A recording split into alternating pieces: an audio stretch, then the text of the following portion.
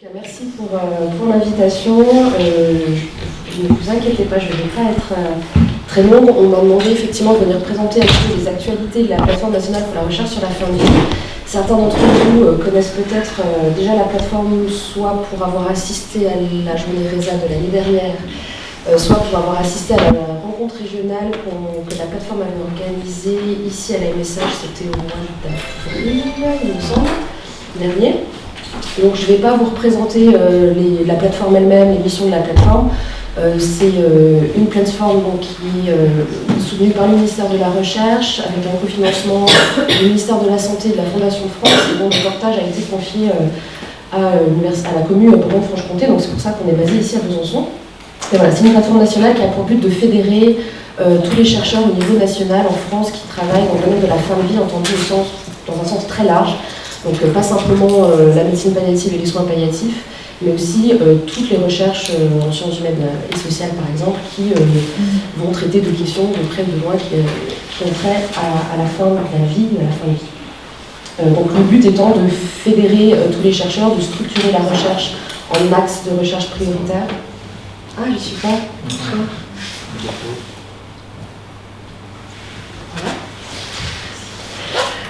Voilà, donc de fédérer les chercheurs, de définir des axes de recherche prioritaires pour les années à venir et de fournir aux chercheurs des ressources qui peuvent leur être utiles en termes de veille des appels à projets, de veille bibliographique, d'ateliers, de séminaires. Je ne reviens pas tout à fait là-dessus, vous aurez bientôt toutes les informations disponibles sur notre site internet. Mais donc j'en viens aux actualités. Effectivement, on voulait vous présenter, mais de manière assez rapide, les résultats d'une enquête nationale qu'on a effectuée entre février et avril dernier pour essayer d'identifier quels sont les chercheurs qui travaillent en France dans le domaine de la fin de vie. Donc là, je présente ça aujourd'hui à la veille d'une réactualisation de tous ces chiffres. Donc demain, on va tout réactualiser pour les présenter le 25 octobre aux universités de la recherche. Donc il y a des petits mouvements dans les chiffres, mais pas gros. Donc je peux quand même vous les présenter de cette manière-là. On a identifié 270, donc en vrai 282 chercheurs qui ont déclaré travailler actuellement dans le domaine de la fin de vie. Donc ce n'est pas une enquête exhaustive, c'est bien 280 réponses que nous avons obtenues à notre enquête, donc il y en a peut-être plus qui vont continuer d'alimenter ce chiffre-là. Mais c'est pour vous donner un ordre d'idée, on a eu quand même beaucoup de réponses. On a été assez agréablement surpris d'avoir autant de réponses à cette enquête, donc à peu près 300 chercheurs. 46 chercheurs qui se déclaraient ne pas travailler sur ce sujet-là actuellement, mais être intéressés pour y travailler à l'avenir. Ils sont répartis dans environ 89 unités de recherche. Alors là aussi, on va redétailler un petit peu, savoir de quelle unité de recherche on parle, si c'est des laboratoires universitaires, si c'est des centres d'investigation clinique dans des CHU ou des services hospitaliers qui font de la recherche. Ça, vous aurez bientôt le détail de ce chiffre-là.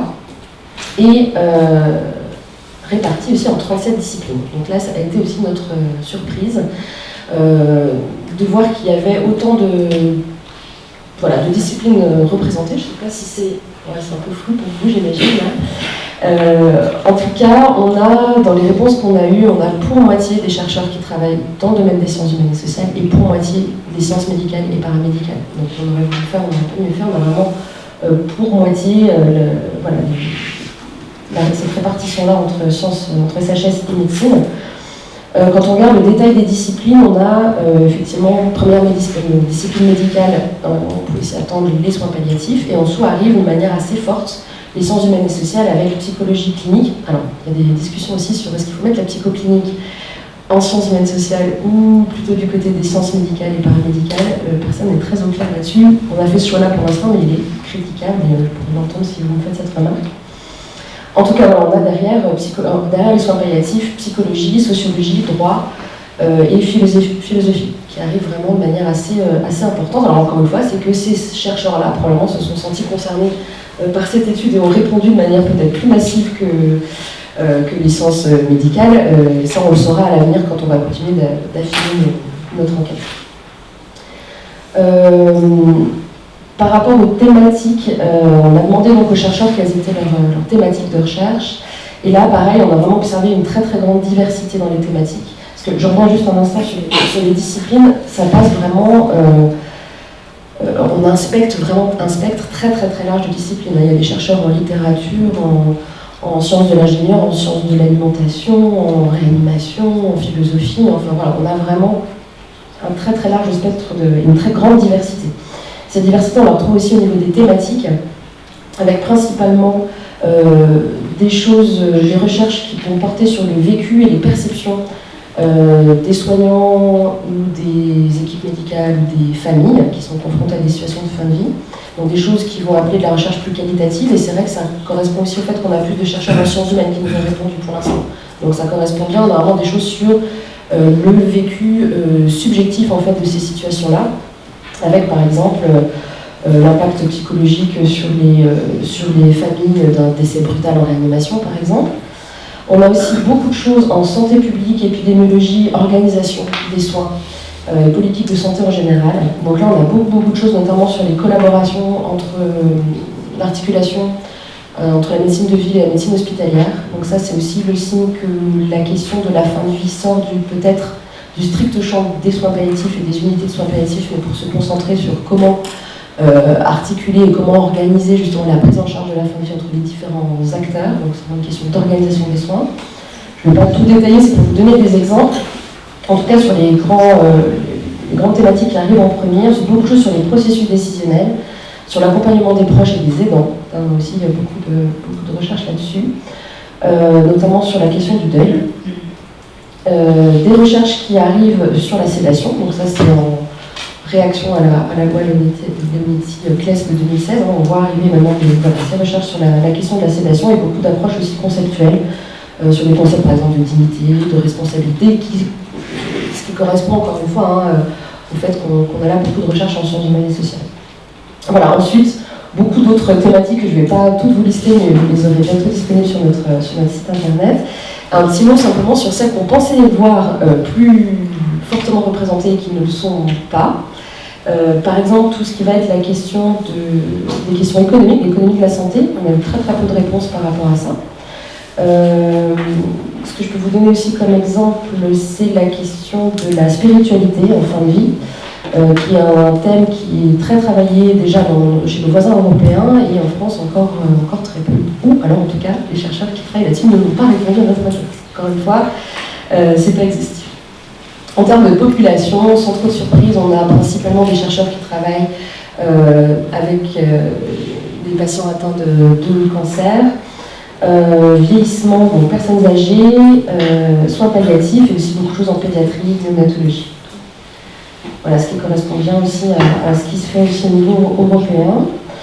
Donc ce qu'on peut tirer de ces résultats, c'est effectivement une très grande diversité, donc un terreau extrêmement favorable à la recherche interdisciplinaire. Même si on a tout ce qu'il faut pour faire de la recherche interdisciplinaire dans le domaine de la fin de vie, il faut maintenant que les choses soient plus structurées, donc déjà que les chercheurs se connaissent les uns les autres, savoir qui travaille sur quoi, dans quelle discipline, se servir de la plateforme nationale aussi comme d'un portail pour échanger, trouver des collaborations et voilà, développer des travaux communs et interdisciplinaires. Et puis aussi structurer peut-être les choses en termes de thématiques de recherche, d'axes de recherche dans laquelle peut-être la France pourrait se démarquer dans le paysage européen pour avoir une meilleure visibilité. Donc on a encore besoin nous aussi de délimiter notre champ de recherche. Donc ça fait aussi, ça va faire je pense, d'un travail au sein de notre comité scientifique. Alors de quoi on parle quand on parle de la fin de vie? C'est une question qu'on pose très régulièrement quand je présente la plateforme, c'est-à-dire quand on parle de fin de vie, où est-ce que ça commence et où est-ce que ça s'arrête? Donc question qui est loin d'être facile. Par exemple, est-ce qu'on va rentrer dans notre champ la question du suicide, ou est-ce qu'on va choisir de l'exclure ou de la considérer qu'à la marge, parce qu'il existe déjà un observatoire du suicide et des gens qui travaillent cette question en particulier. Est-ce qu'on va rentrer dans notre cadre la question des morts accidentelles, ou est-ce qu'on reste que dans le champ des personnes malades, atteintes de maladies graves, etc.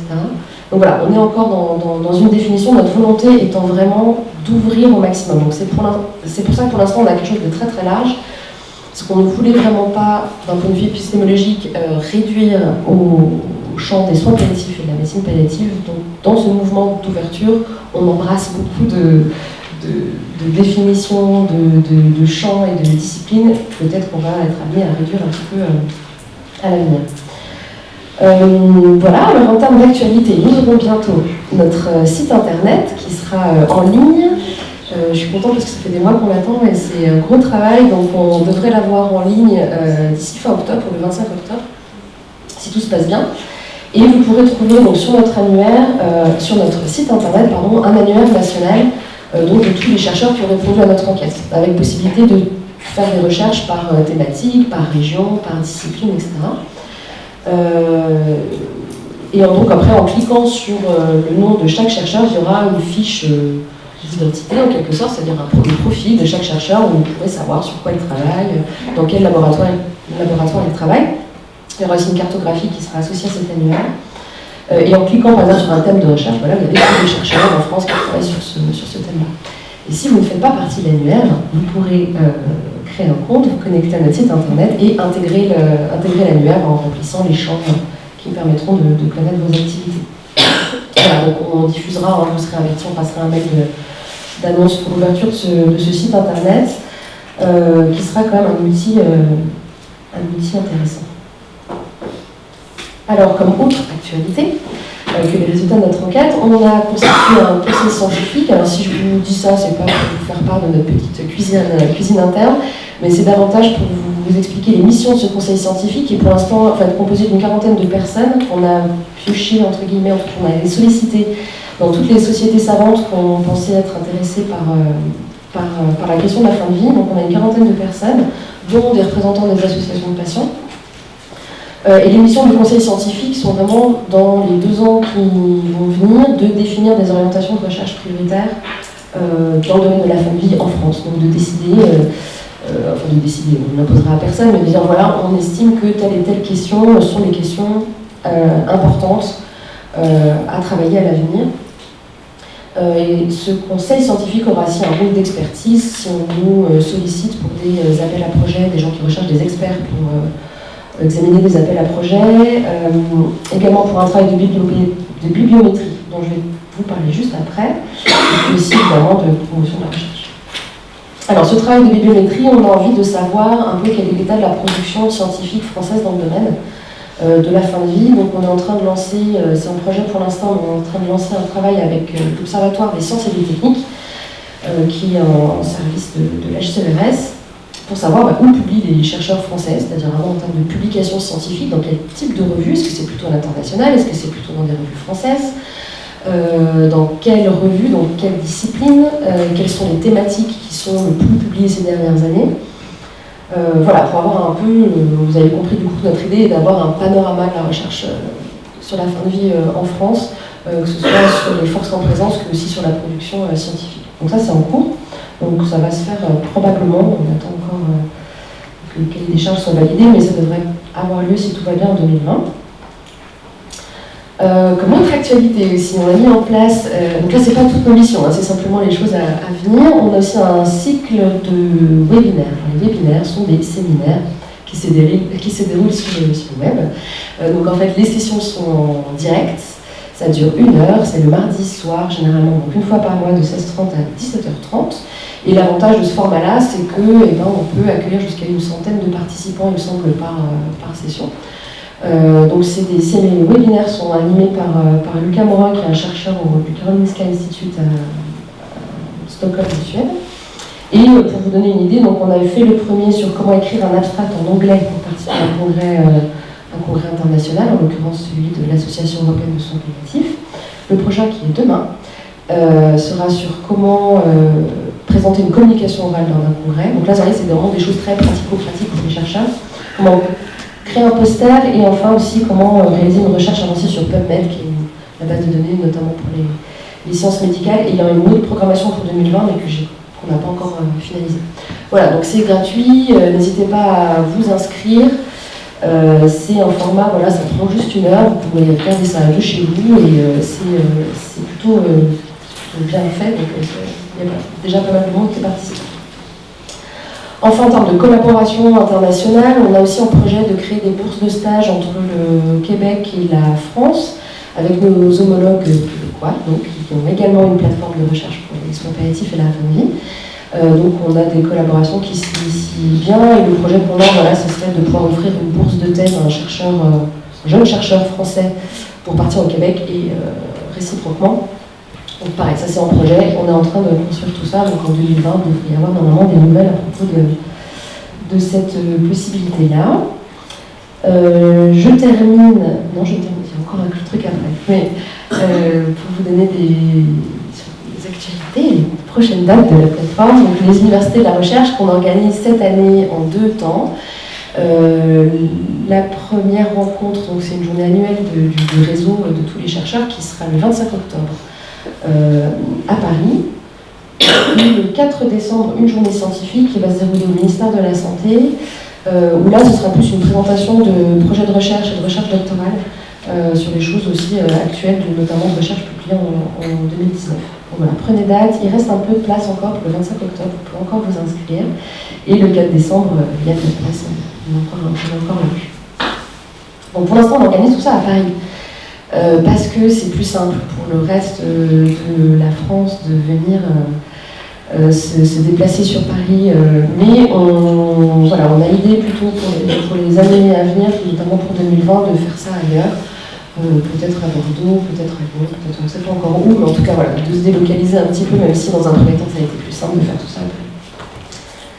Et on termine avec ce qui se passe en Bourgogne-Franche-Comté, où, si vous ne le savez pas encore, il y aura 2 journées d'études, ou c'est un colloque, je ne sais pas comment ils ont intitulé ça, qui s'appelle Fin de vie plurielle, qui est organisé par le laboratoire Logique de l'Agir de l'Université de Franche-Comté, à Besançon. Ça se passera à la Maison des Sciences de l'Homme et de l'Environnement, la SHE, à Besançon, donc le 4 et 5 novembre prochain.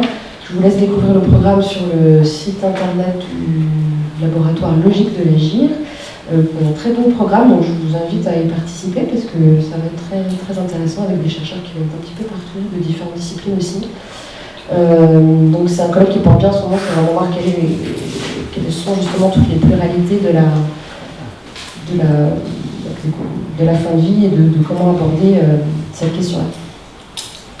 Voilà, c'était les actualités de la plateforme.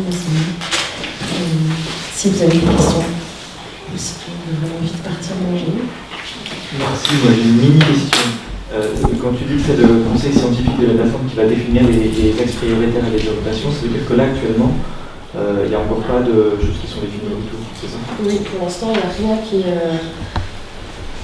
est défini scientifiquement, au-delà peut-être de ce qui peut être inscrit dans les plans ministériels, que ce soit au niveau du plan cancer ou du plan fin de vie, soit palliatif.